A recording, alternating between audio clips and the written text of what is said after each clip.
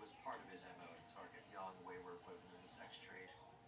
Driven by monstrous impulses they can't ignore. A big part of what he loved was the psychological terror. He wanted to rid the world of sex workers because sex workers were trash. There isn't an omnipotence of being able to control whether somebody lives or dies. There are worse nightmares come to life. Serial killers. And they're hiding in plain sight. He seems like the average all-American guy, yet behind closed doors he truly is an evil monster. The Golden State Killer, the Stockton serial killer, the Border Patrol killer, the dating app killer. At one point, each of these men were simply someone's next-door neighbor.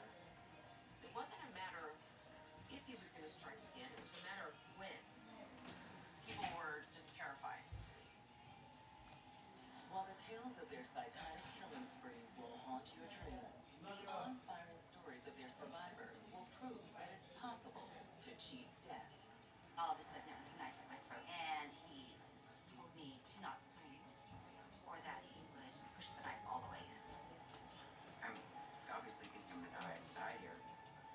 He was choking me out so hard that I was spitting my teeth out my mouth. I'm thinking, fight for my life. Fight for my life. A survivor is a serial killer's worst nightmare.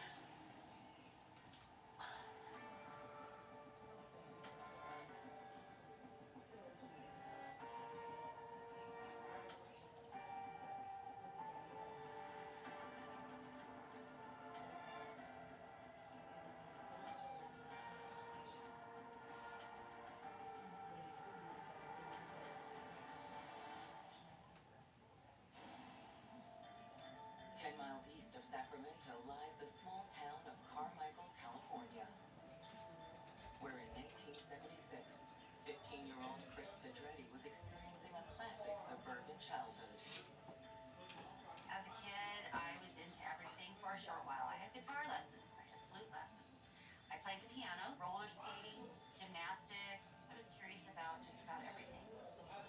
So I would say it was a traditional home for sure. It was going to school, doing your homework, sleepovers, going shopping, going over to your friend's house.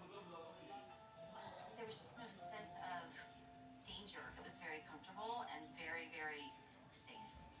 I think that it felt safe because no one talked about what was happening, because it would never happen to you, and it would never happen where you live. And so I think that sense of safety contributes to a healthy childhood. But on the night of December 18th, the predictable nature of 15-year-old Chris's life is turned upside down, and her innocence is viciously stolen. It was 1 week before Christmas, and so my parents had gone to a Christmas party, and my sister was at work, and my friend was over making Christmas cookies, like that. Everything was good. And then her mom called and asked her to come home. And so I had a little frozen pizza, popped it in the oven, and went to go play the piano, waiting for the timer to go off. And I heard a noise. And you know, when your houses creak, then I stopped and I listened, and it was silent. I was like, oh, must be okay. So I kept playing. And it must have been less than 30 seconds later, all of a sudden there was a knife in my throat. He was on the other side of the bed. And They are hunters. They're all familiar with the incredible businessman, a suit, tie, a raincoat, carrying an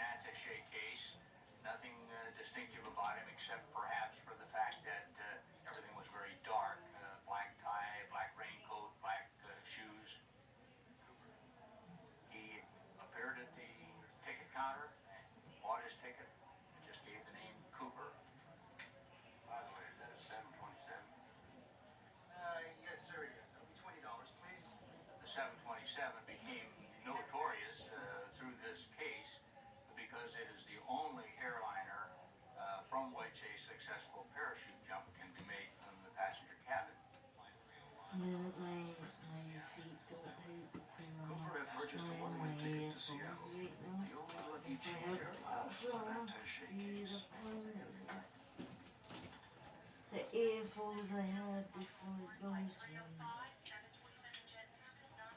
They just squeezed He was my the big last person toe aboard that the was plane, it. took his seat while the 727 began its taxi to the runway. He just Lord squeezed Shatner, my as toe the that first was crew it. member, talked to Cooper. He handed me a note and he kept looking at me. And I just ignored him the first time he looked at me, and then he said, I want you to read the note. It was printed, Miss, I have a bomb in my briefcase. I want you to sit beside me. I saw a big battery with 6 dynamite sticks wrapped around the battery. And he said to me, all I had to do is attach this wire to this gadget here, and we all be dead. She saw the bomb, so we know it's for real. Florence went to the cockpit to inform the crew about Cooper and his threat. Can you handle it? Yeah, he's the guy in the very back. He saw we were very, very scared to death.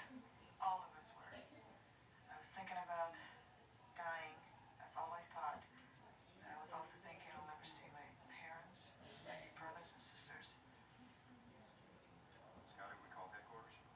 The flight crew immediately notified air traffic control about the hijacking. 305, we have a hijack in progress. They, in turn, contacted the FBI. Did you tell him $200,000 cash, small bills? Yes, I told 4 you. parachutes. He wanted $200,000 in cash in a knapsack and 4 parachutes. Identified the parachutes as 2 front pack parachutes and 2 backpacks, and he specified that the airliner remain in the air until the money and the parachutes were ready at Seattle. He also specified that the other passengers not be told that the airplane was being hijacked. The flight crew proceeded as if nothing was out of the ordinary. Drinks were served. Cooper ordered 2 bourbon and waters. The FBI asked the airline what their approach to the hijacking was going to be. That is, did they wish to pay the ransom? This is an option that the victim of an extortion has rather than law enforcement. And they responded instantly. They wished to pay the ransom. And so the FBI at Seattle set about assisting in obtaining the money. Each bill was photographed and the serial numbers recorded. Cooper also insisted the plane be immediately refueled upon landing in Seattle.